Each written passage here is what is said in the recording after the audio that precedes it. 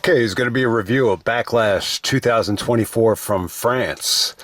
Yeah, I mean, it was a pretty fun show. This is going to be a tough show to rate and just evaluate because atmosphere. I think the atmosphere most people are going to say was electric. It was great. I'm not going to say that the crowd here was like one of the best in WWE history. It was weird though. I mean, it's gonna come off very, weird for some people. I think other people are going to think like, oh, this is the greatest crowd ever. I don't know, man. I just don't want to watch matches with people, singing and chanting stuff throughout the whole match.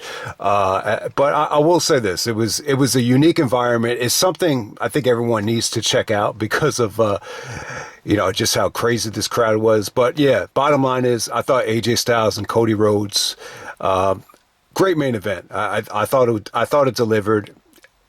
It didn't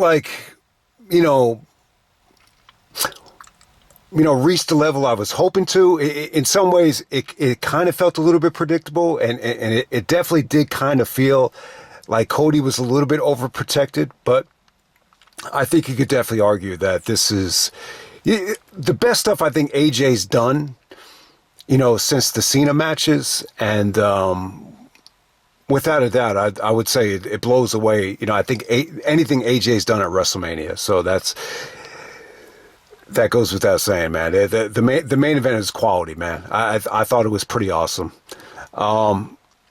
First match of the night, you actually had Kevin Owens and Randy Orton actually taking on Solo Sikoa and Tama Tonga. This was pretty interesting. I mean, when I'm looking at this match right here, it started off kind of weird. They were basically fighting with each other, and they just couldn't get the match started. And then, what's his name comes out, the SmackDown general manager. What's his name again? God fucking damn, what's his name? Nick Aldis. Nick Aldis comes out. He starts talking in French just to get the fans excited. And makes it a, anything goes match, street fight, no disqualification match. So they get about 20 minutes out there. I'll tell you what, man, for this particular match, the crowd was reacting to everything. Like any punch, any, shift of momentum, the crowd was reacting to absolutely everything. So that was pretty cool about it. Even when they were in the crowd was reacting to punches in the actual crowd. I don't think we've ever seen anything like that before, but yeah, I mean, it was a lot of fun. Randy actually does the RKO through the table, the solo. The table actually does not break, and then Randy starts selling the shit out of the back. So maybe that's one of the reasons why Randy has a bad back. All these RKOs, landing on the the rings or the tables. Owens does a phenomenal fisherman's buster off the top rope through a castle of tables or chairs, like a castle of chairs. And that was to Tama Tonga. And, Tonga's brother actually comes out of nowhere and makes the save. And then Solo actually gets the victory on Kevin Owens. So, yeah, I guess both Tonga brothers are going to be part of the Bloodline. This is actually Haku's sons, I believe, and Michael Cole did a good job of explaining how they were from New Japan, and the history that they had in New Japan, which actually surprised the shit out of me. That was actually pretty cool. All right, next up we have Bayley actually defending the women's championship in a triple threat match against Naomi and Tiffany Stratton. I mean, I thought it was okay. I think this is one of the matches of the night where it felt like the fans were just kind of singing throughout the match. And I mean, I hate to say it. I hate to be a buzzkill, but if the Brooklyn Brawler and Skinner was going to wrestle on this show, the crowd still would have been incredible. But I think the match is okay. I'm glad Naomi's back. I think she's definitely a good fit, a better fit for the WWE. She's not someone I want to see wrestle in Impact or Ring of Honor. So I thought she was fine here. Tiffany, was pretty over with some of the guys here. A lot of the guys were doing the Tiffy time thing, which she stole from Damien Lillard. But it's cool, though. Anytime you could take something from another sport and incorporate it into wrestling, I like that. She's a hell of a talent. She's got, an awesome physique. I thought she looked really, really good. The ending kind of came out of nowhere. It was, Bayley and Naomi were going back and forth. and Bayley counters the Oklahoma roll into a small cradle to get the victory there. I don't know, man. I just don't think they ever really developed a great continuity in this match. But it was cool. It was fine for what it was. Bayley actually successfully retains. And then from there, I believe you actually got Damien Priest defending the championship against Jey Uso. Really good match right here. I got to say, this was a perfect example of, if you were watching this at home, any smart mark watching at home was not going to buy into these near falls. But somehow, some way, all of the fans did, no matter what it was. Jey Uso splash, Damian Priest, Razor's Edge, the choke slams, the Yakuza kicks. They bought into everything here. There was some great back and forth with, Jade doing the super kick, Damien no selling, giving an uppercut, just good action between both guys. I thought they really did empty the tank. The reaction for Jey Uso with the entrance and just by the way the fans were, reacting, was a sight to see. I'll definitely say that. So, the story of this match is that Damian Priest just wasn't really, feeling the interference. Anytime there's interference from Finn Balor or, JD McDonough, he was, swatting them away, just telling them, I don't need your help. I don't need your help. But, JD actually, saved his ass a couple of times with rope breaks. There was one sequence where, the fans really thought Jay was going to win with the splash, and JD totally made the save. But then ultimately, Priest actually puts Jey Uso away with a chokeslam off the top rope to put him away. So really good match between these guys. It definitely felt like, Jey definitely had a chance here. So, unrealistic for Damien and Jey Uso to be, where Cody is right now. So I thought it was a phenomenal match, actually. Just really, really good stuff.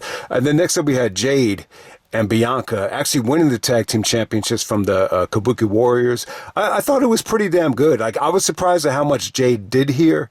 And, everything was good. I think it went a little long. And there were certain times where Jade was trying to take bumps and trying to sell for the Kabuki Warriors where it just didn't come off that good. I think Jade probably, did a little bit too much here. But positives are the match was fun. Bianca and Jade did some great double team work. They were extremely over. The crowd was money, for the Jaded. The reaction to the Jaded, just the whole sequence got, a reaction that you couldn't have dreamed of. I mean, it was that good, the way Jade executed the Jaded and even some of the, deadlift Germans that she was able to execute with Bianca giving her the assist. I actually thought a lot of that stuff was good. Yeah, Bianca was awesome here, man. Kabuki Warriors look good too. This was good. This actually got more time than you would have expected, maybe too much when you consider how much Jade was in. Jade was in there a lot. She was in there like, 5 times as long as the WrestleMania match. So, Bianca and Jade tag team champions. Like I said, man, I mean, they could do a lot, Bianca and Jade as a tag team. And officially when they do break up, I think that feud could be amazing, down the road, obviously. But yeah. And then the main event, we got Cody taking on AJ Styles. So they go about 27 minutes. If you didn't see a lot of the build-up, they did a good job of kind of, tying it in the best they could. 2 Georgia boys, the 2 guys on the roster that have been WWE champion and NWA champion. AJ beat Dusty to become defend the NWA title 21 years ago in TNA, NWA TNA, whatever you want to call it. So they brought that into it. Plus, they brought up the fact that both guys, had to make a name for themselves outside of the WWE to get to this level. So they did a beautiful job with the build up here, especially some of the training stuff that AJ's been doing. AJ's done some great stuff with that whole sequence where he was explaining, getting, being uncomfortable to become comfortable. I love some of that stuff where he's diving in the ice cold bath, and then following it up with the sauna, with the weight training, the jump roping. I mean, that made me want to go work out, man. So give AJ credit, man. I think a lot of people are, a little bit skeptical about the new physique, but if he's working his ass off, give him credit because he looks phenomenal out there. I thought he had a great match right here. The fact that this guy is only three years away from being 50 years old, it's an incredible, story, considering how good he looked out there. I thought he looked great. And definitely, this is by far better than any AJ Styles match at WrestleMania. Now, the only match that AJ might have had in WWE were better than this, probably the Cena match from the Rumble and maybe that Daniel Bryan match from SmackDown in 2020. But there's not many that will put over this. I thought this had an incredible atmosphere. I think Cody brought his A game. I think they did some creative stuff out there. Some really, neck snapping suplexes from AJ. The brainbuster on the edge of the ring apron was sweet. The snap suplex into the turnbuckle from AJ was sweet. Cody actually followed it up with a monster powerbomb through the table. Both guys were able to get into the ring before the 10 count. That was pretty cool. They did one really, really awesome spot where AJ countered the Cody cutter, and Cole said, it looks like he's going for the Styles Clash, and he never really got it. It looked like he was trying to do a tombstone, and then he could not execute it. But yeah, some beautiful sequences of the Cody cutter. AJ hit the springboard 450, Cody kicks out of that.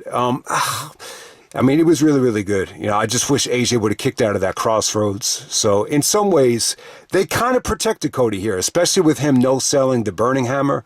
The AJ executed a beautiful Burning Hammer, but, Cody basically just, hulked up right away and no-sold it.